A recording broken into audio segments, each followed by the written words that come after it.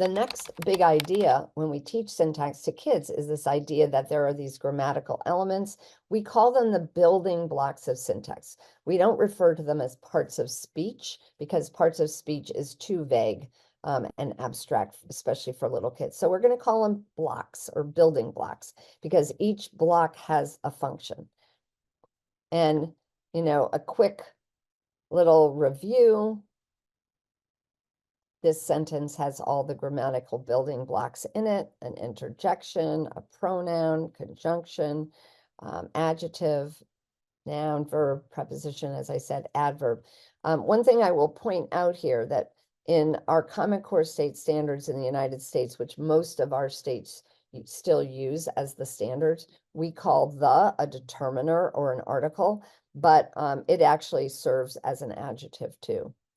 So there are actually 8 grammatical building blocks that you see here. And these 8 building blocks are somewhat color-coded because these relate to each other. These relate to each other. Prepositions, conjunctions, and pronouns we're going to call meaning links, and I'll explain what I mean by that as we continue to go along. And then our interjections that are kind of hanging out there all alone. They're not very common. So explicit instruction for sentence comprehension involves comprehension and this idea that grammatical awareness improves comprehension and memory for what was read.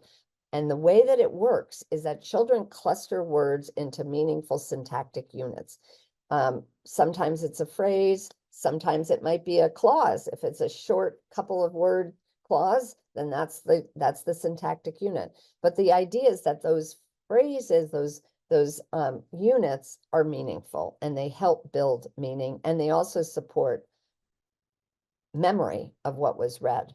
So reading instruction really should include the phrase level, the sentence level instruction, not just word level instruction. And that's a take-home message I want you all to think about. Reading fluency, yes, there's a time when we want kids to read words in a word list in isolation to build the accuracy and automaticity, but it's really important that they're immediately putting those words into phrases and sentences.